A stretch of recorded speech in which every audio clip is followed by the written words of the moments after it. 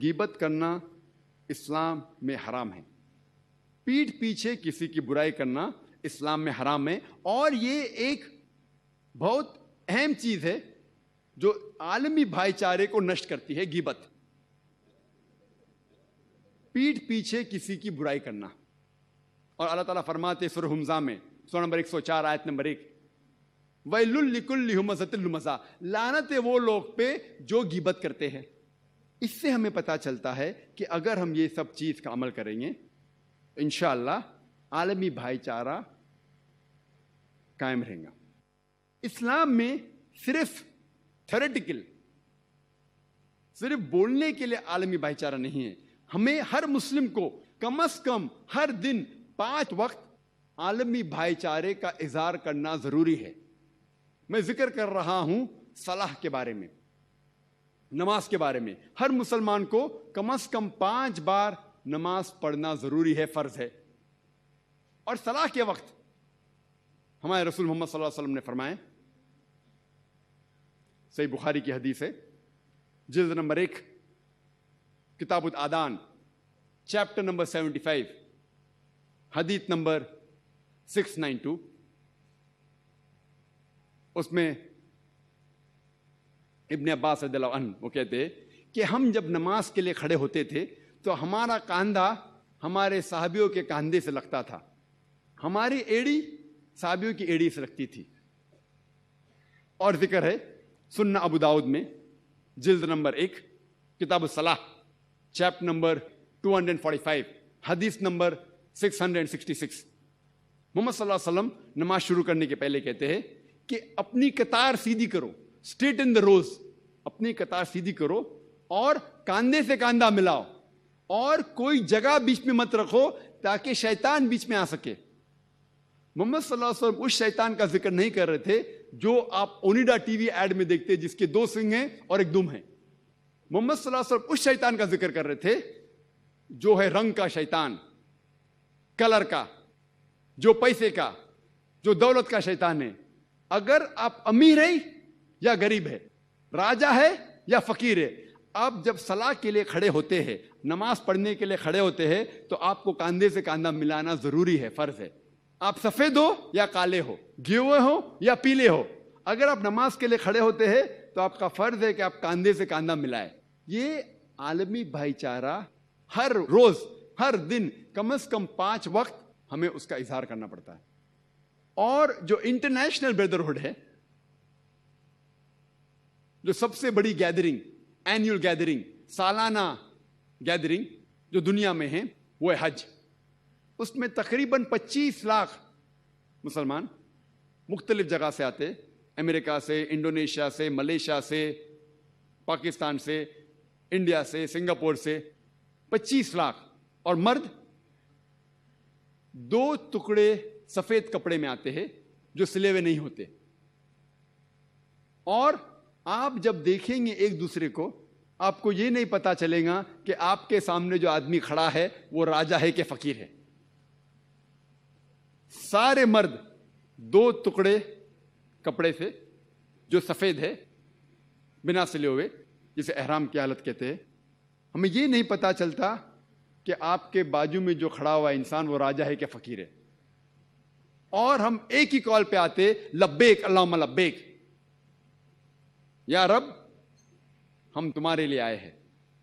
اور حج الوداع پہ محمد صلی اللہ علیہ وسلم نے کہا تھا، آخری حج کی تقریر میں انہوں نے کہا تھا کہ کوئی بھی عرب غیر عرب سے بہتر نہیں ہے، نہ ہی کوئی غیر عرب عرب سے بہتر ہے.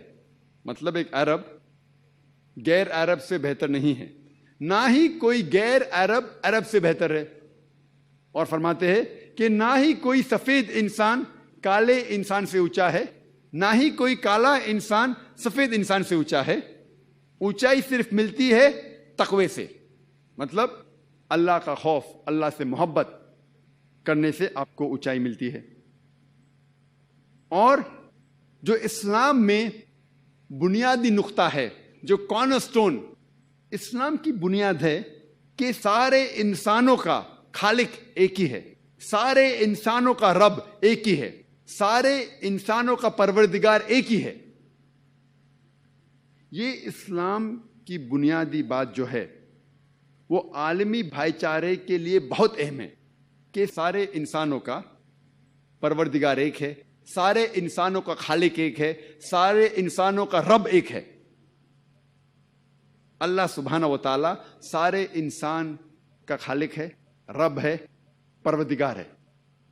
اور یہ چیز عالمی بھائی چارے کے لیے بہت اہم ہے.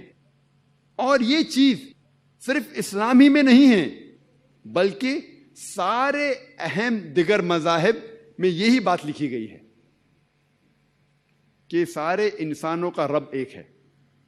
اور اللہ سبحانہ تعالیٰ فرماتے ہیں سورہ ال عمران میں سورہ نمبر 3 آیت نمبر 64 میں، اللہ تعالیٰ فرماتے کل یا اہل کتاب، کو اہل کتاب سے، تعالوا الی کلمۃ سواء بین بینکم، آؤ آپس میں اس بات پہ ہم اتفاق کریں جو آپ اور ہم میں یکساں ہے. سب سے پہلی بات ہے اللہ نعبد الا اللہ، کہ ہم ایک ہی ایشور، ایک ہی خدا کی عبادت کریں. ولا نشرک بہ شیئا، اور اس خدا کے ساتھ کسی اور کو شریک نہ کرے. ولا نشرک بہ شیئا ولا یتخذ بعضنا بعضا اربابا من دون اللہ، اور ہم آپس میں کسی کو رب نہ بنائیں. ولا یتخذ بعضنا بعضا اربابا من دون اللہ فان تولوا فقولوا اشهدوا بأننا مسلمون. اور اگر آپ اس بات پہ اتفاق نہیں رکھتے، کم از کم یہ شہادت دو کہ ہم مسلمان ہیں اور ہم اپنی ساری خواہشیں اس رب اللہ سبحانہ و تعالیٰ کے اوپر نچھاور کرتے ہیں. یہ جو قرآن مجید کی آیت ہے سورہ ال عمران سورہ نمبر 3 آیت نمبر 64، میرے حساب سے یہ دعوتی میدان کی سب سے اہم آیت ہے. میرے حساب سے میں اسے کہتا ہوں ماسٹر کی، سب سے اہم. تعالوا الی کلمۃ سواء بین بینکم، آؤ ہم اس بات پہ اتفاق رکھیں جو آپ اور ہم میں یکساں ہے. اور ہم دیکھیں گے کہ ریلیجن، مذہب، اگر آپ آکسفورڈ ڈکشنری پڑھیں گے اس میں لکھا ہوا ہے کہ religion means a belief in a personal god اور gods that deserve worship obedience. Religion کے معنی، مذہب کے معنی یہ ہے کہ آپ ایک خدا یا خداؤں میں مانو جس کی بات پہ آپ عمل کرتے ہیں. آپ کو کوئی بھی مذہب کے بارے میں اگر جاننا ہے تو آپ کو پہلے جاننا پڑے گا اس مذہب کے بارے میں خدا کا تصور کیا ہے. If you understand the concept of God in the religion, you will understand the religion in the right perspective. کوئی بھی مذہب کے بارے میں اگر آپ کو جاننا ہے، مذہب وہ ہے جس کے اندر خدا کا ذکر ہے. اگر آپ اس مذہب کو جانیں کہ اس مذہب میں کیا لکھا ہے خدا کے بارے میں، تو آپ مذہب کو صحیح طریقے سے سمجھیں گے. میں نے ابھی کچھ وقت پہلے کہا کہ ہر مذہبی کتاب، جتنے میجر ریلیجن ہیں دنیا میں، ہر مذہبی کتاب میں یہ لکھا ہوا ہے کہ رب، خالق، ایشور، خدا ہر انسان کا ایک ہی ہے، خدا مختلف نہیں ہے. اور کوئی بھی مذہب کے بارے میں جاننے کے لیے یہ بالکل غلط ہے کہ آپ مذہب کے ماننے والوں کو دیکھو. صحیح تصور اگر آپ کو مذہب کا چاہیے تو آپ کو مذہب کی کتاب کی تحقیق کرنا چاہیے، کیونکہ کئی وقت مذہب کے ماننے والوں کو خود ہی پتہ نہیں ان کی مذہبی کتاب میں کیا لکھا ہوا ہے. تو اگر آپ مذہب کو صحیح طریقے سے جاننا چاہتے ہیں تو مذہب کے ماننے والوں کو مت دیکھیے، مذہب کی کتاب کو پڑھیے، اس کی تحقیق کیجئے، پھر آپ کو پتہ چلے گا کہ مذہب میں صحیح کیا لکھا ہوا ہے. اسی طریقے سے اگر آپ اسلام جاننا چاہتے ہیں تو مسلمان کو مت دیکھیے، اسلام کی کتاب قرآن اور صحیح حدیث پڑھیے، اسے سمجھیے، تو آپ اسلام کو صحیح طریقے سے سمجھیں گے. آؤ پہلے ہم یہ سمجھے ہندو مذہب میں خدا کا تصور کیا ہے. اگر آپ ایک عام ہندو سے پوچھیں گے کہ آپ کتنے خدا میں مانتے ہیں، تو کچھ ہندو کہیں گے 3، کچھ کہیں گے 100، کچھ کہیں گے 1000، کچھ کہیں گے 33 کروڑ. لیکن اگر آپ ایک ہندو سے پوچھیں گے جس کو اپنی مذہبی کتابوں کا علم ہے، جو اپنی مذہبی کتابوں کا عالم ہے، وہ کہیں گا کہ ہندو کو صرف ایک ہی خدا میں ماننا چاہیے اور اسے ایک ہی خدا کی عبادت کرنا چاہیے. لیکن عام ہندو وہ مانتا ہے ایک فلسفی جسے کہتے ہیں पैंथीइज्म। पैंथीइज्म के मानी हैं एवरीथिंग इज गॉड, सब कुछ खुदा है। आम हिंदू ये मानता है पैंथीइज्म फिलॉसफी में, सब नहीं, आम कि पैंथीइज्म मीन्स एवरीथिंग इज गॉड, सब कुछ खुदा है। सूरज खुदा है, चांद खुदा है, इंसान खुदा है, सांप खुदा है, पेड़ खुदा है। हम मुसलमान मानते हैं कि सब कुछ खुदा का है। सूरज खुदा का है, चांद खुदा का है, इंसान खुदा का है, पेड़ खुदा का है, सांप खुदा का है। तो जो मेजर इख्तिलाफ है, जो डिफरेंस है आम हिंदू और आम मुसलमान में है कि आम हिंदू समझता है कि सब कुछ खुदा है, हम मुसलमान समझते हैं कि सब कुछ खुदा का है। ये सिर्फ फर्क है का। अगर ये का के फर्क को हम सुलझा सके तो हिंदू और मुस्लिम एक हो जाएंगे। इस का के फर्क को सुलझाने के लिए हमें समझना चाहिए मजहब की किताबों को। आओ हम समझे हिंदू मजहब की किताब में खुदा का क्या तस्वर है। अगर आप छंदोग्य उपनिषद पढ़ेंगे, उपनिषद हिंदू मजहब की किताब है, उसमें लिखा हुआ है एकम एविदित्यम। छंदोग्य उपनिषद chapter number 6 section number 2 verse number 1। Chandogya उपनिषद अध्याय 6 सेक्शन नंबर 2 श्लोका नंबर 1। एकम एविदित्यम, यह संस्कृत श्लोक है जिसकी मानी है भगवान एक ही है, दूसरा नहीं है। अगर आप पढ़ेंगे श्वेताश्वतर उपनिषद अध्याय 6 श्लोका नंबर 9, उसमें लिखा है ना कस्य कशिज जनिता न चदीपा।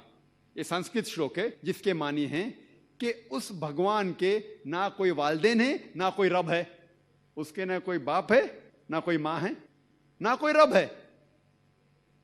अगर आप पढ़ेंगे श्वेताश्वतर उपनिषद अध्याय 4 श्लोका 19, उसमें लिखा है न तस्य प्रतिमा अस्ति।